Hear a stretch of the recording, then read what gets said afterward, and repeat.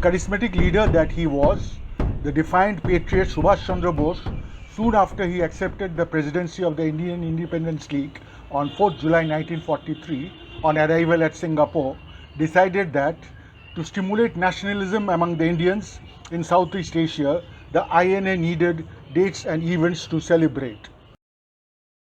The very next day, on 5th July, he announced to the world the existence of the INA and its aim to march to Delhi, to Delhi, to Delhi, Delhi Chalo. His next action was the formation of a women's regiment. The Rani of Jhansi regiment was announced on 12th July. This force of several hundred was led by Captain Lakshmi Swaminathan, a doctor living in Malaya since 1940. On 13th July, he reorganized and expanded the IIL from 5 departments to 12 by opening up Department of Recruitment, Department of Training, Department of Supplies, Overseas Department and others. Exactly a month after he announced the existence of the INA and its mission, he took over its command as the Supreme Commander on 5th August.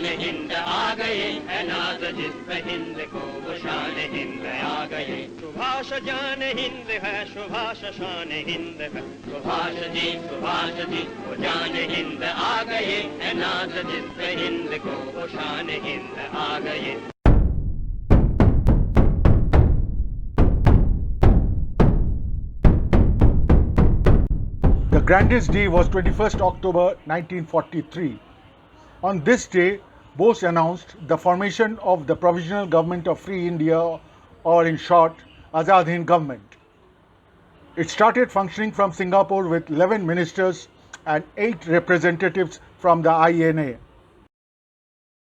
The government of Azad Hind soon had its own currency, court, civil code and national anthem, Subh Se Kuch. The INA had its motto, Ittihad Itmad or Qurbani, and its national greeting, Jai Hind. Its existence gave a greater legitimacy to the independence struggle. The Azad Hind government was recognized by 9 Axis-aligned countries: Japan, Germany, Italy, Croatia, Burma, Thailand, Philippines, Manchuria, and Republic of China. It received a note of congratulations from the Prime Minister of Ireland, Eamon de Valera.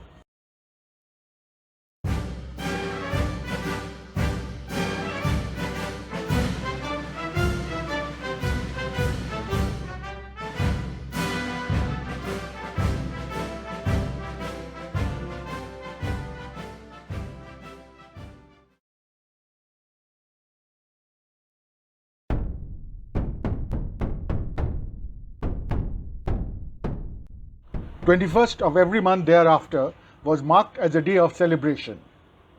Mass rallies were held and members of the INA, Rani Jhansi regiment and the IIL together with civilians would affirm allegiance to the Azad Hind government. School children sang Vande Mataram as the Indian flag was raised. Leaders would inform month's progress at the end of the program, which included narrating advancement of the INA at the Arakan front, update on gradual transfer of the headquarters near to the Burma border, setting up of the INA headquarters in Rangoon on 25th January 1944, its monthly financial position and recognition given by various countries.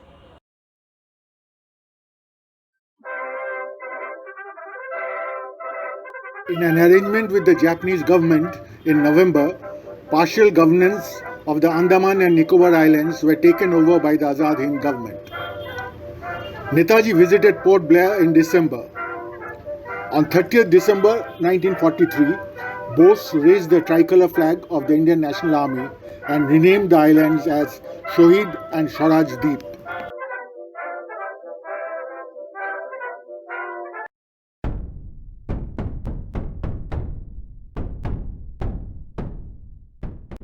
In addition to Gandhiji's birthday, the INA-IIL started celebrating Netaji's birthday. Massive processions were brought out in Singapore. Sports events were held where school children participated. And at the end of the program, they reaffirmed allegiance to Bose.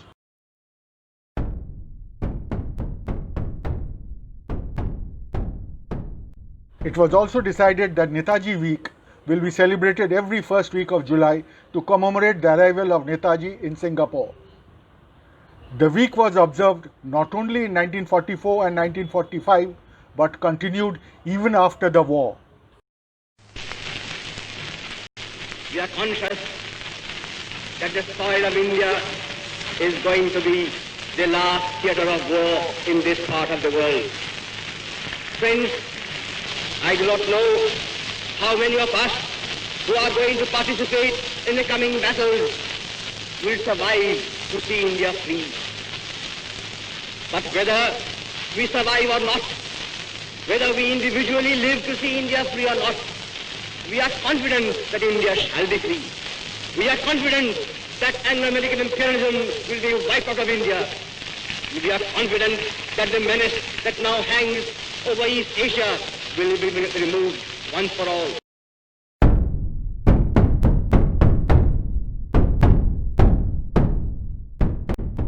Losses at the Indo-Burma border necessitated commemoration of the fallen soldiers.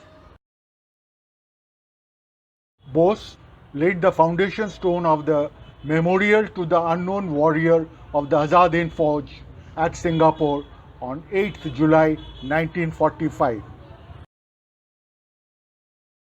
Cornel Strachey of the INA was the architect of the memorial with the inscriptions Ittihad, Itmad, Qurbani. In the absence of Bose, the cenotaph was unveiled on 23rd August 1945 by laying of wreath by Major General M.Z. Kiani, Major General S.C. Alagappan, Dr. M.K. Lakshmaya, Vice President of the IIL and other leaders. On receiving confirmed news of Netaji's death in plane crash at Taihoku, a large group gathered at the site of the memorial on 26th August to mourn Netaji's untimely and tragic death. A Japanese newspaper reported that at the ceremony, which lacked nothing in solemnity and dignity, wreaths were laid at the memorial in honor of Netaji. Speeches on Netaji's life were made by Kiani, Alagappan and other leaders of INA and IIL. Soon thereafter, British troops entered Singapore on 5th September and on the 6th, they dynamited the memorial, reducing it to rubble.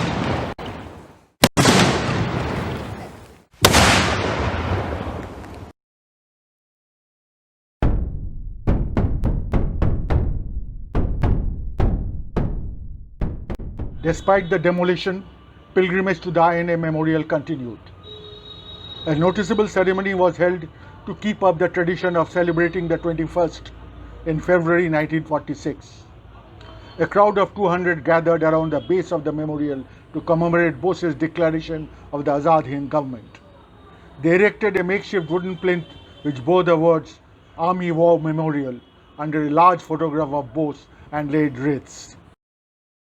Azad Hind Day on 21st March 46 was celebrated at the Kuala Lumpur when Jawaharlal Nehru arrived on a tour to Singapore and Malaya from 18 to 26 March 1946 to collect data for the INA trial at Red Fort.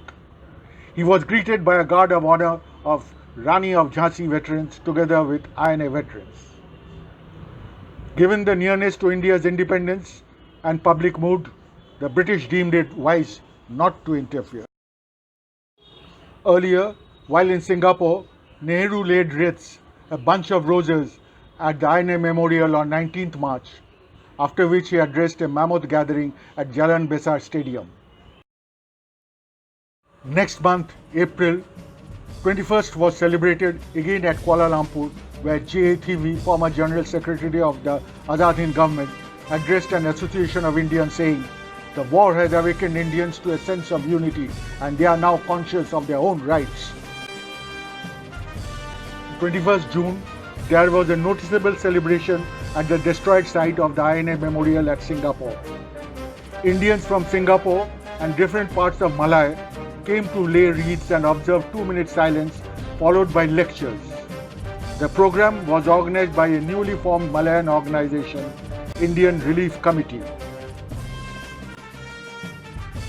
During this time, past members of the IIL and INA formed the Malayan Indian Congress, which established the Hind Volunteer Service, a paramilitary organization out of the trained young men and women of the INA's youth section.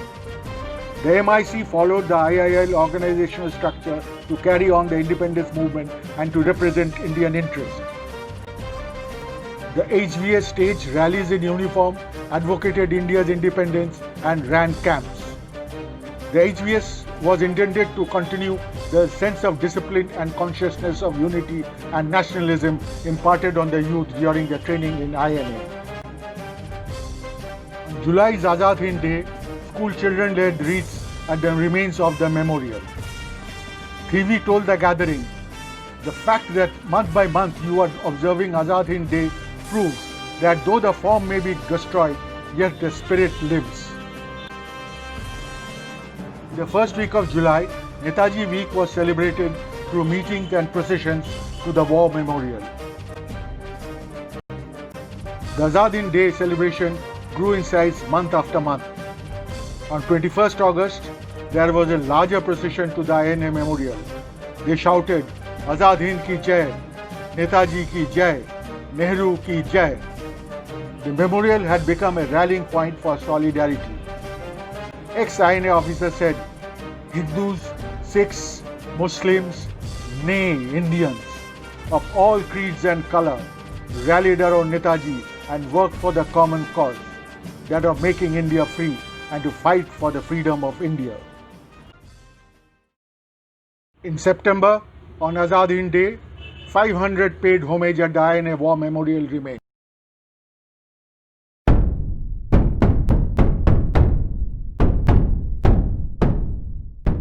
The grandest celebration was held on 21st October 1946, on the third anniversary of the declaration of the Azad Hind government.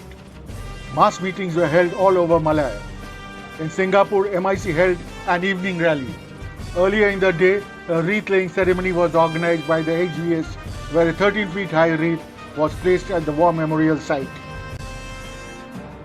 The 21st continued to be observed every month. For the 21st March 1947 celebration, Gurbakh Singh sent in a message which appeared in Tamil and English newspapers in Malaya. He advised, "Indians in Malaya should not forget Netaji's teachings, because the flag of Indian freedom was unfurled in Malayan soils, and Premier Attlee's statement promising transfer of power to Indian hands was the culmination of the struggle started in Malaya." The regular processions to the memorial on every 21st and the celebrations that followed disturbed the Britishers psychologically. But the British administration did not wish to antagonize the Indians anymore, as Indian independence was in the cards. Netaji Week was again celebrated in July 47. In August, the celebration on the 21st gave way to celebrating India's independence on 15th August 1947. At 11:30 a.m., former INA and IL members proceeded to the INA War Memorial site to lay wreaths. Thousands of Indians who assembled there were addressed. This greatest event fulfills the prophecy made here in Singapore 4 years ago by our great leader Subhash Chandra Bose. Netaji had confidently predicted that India shall be free, and before long.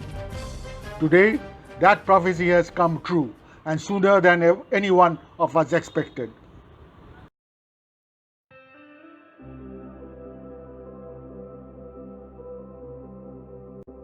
S.R. Nathan, a second-generation Singaporean who became President of Singapore from 1999 to 2011, then still in his teens, recounts, in July 1943, he was watching from the sidelines a meeting organized by the Indians.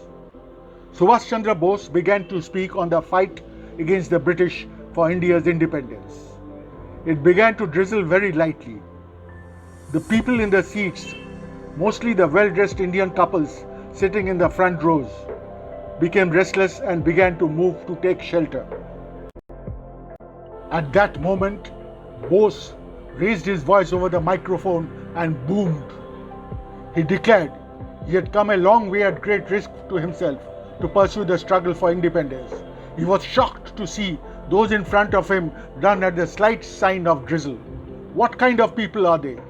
He had come to ask for their blood, and they ran just because of a slight drizzle. He asked what the British had turned them into, so weak and cowardly. Did they not see it as their duty to liberate their struggling brothers and sisters from British bondage? The crowd quietly sat down again and stayed in their places until the function was over. Bose's speech mesmerized Nathan. The way Bose commanded over the mass and influenced the audience with his oratory filled with reference to history and search for justice. Half the crowd did not understand what he was saying. It was in English, perfect in diction and delivery, but they were in awe.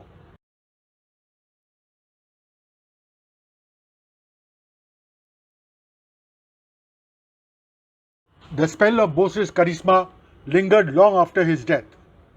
In the pre-war days, Indian labourers had to undergo a lot of indignities. With the coming of Bose and the INA, their inferiority complex had gone.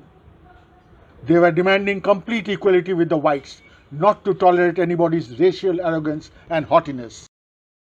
The British Department of Labour in Malaya thought it wise to issue instructions to all resident commissioners and heads of departments not to use the derogatory term coolie.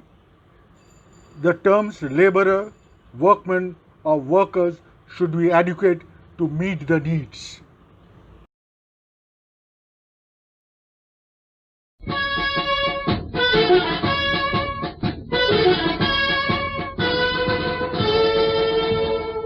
सुबह सुख चैन की बरखा बरसे भारत भाग्य है जागा पंजाब सिंध गुजरात मराठा द्राविड उत्कल बंगा चंचल सागर विंद हिमाला नीला जमुना गंगा तेरे नित गुण गाये तुझसे जीवन पाए सब तन पाए आशा सूरज बन कर जग पर चमके भारत नाम सुभागा जय हो जय हो जय हो जय जय जय जय हो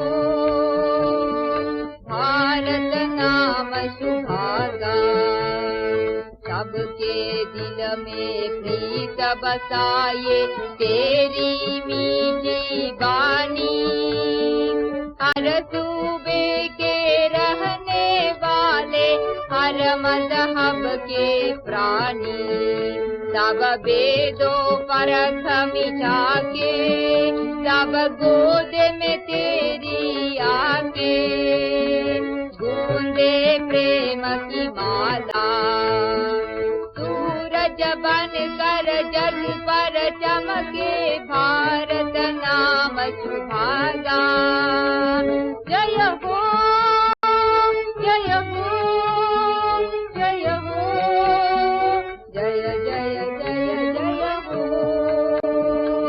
भारत नाम सुभागा सवेरे पंग पकेरू तेरे ही गुण गाये घास भरी भरपूर हवाए जीवन में रुतलाए सब मिलकर हिंद पुकारे जय आजाद हिंद किनारे प्यारा देश हमारा सूरज बन कर जग पर चमके भारत नाम सुभागा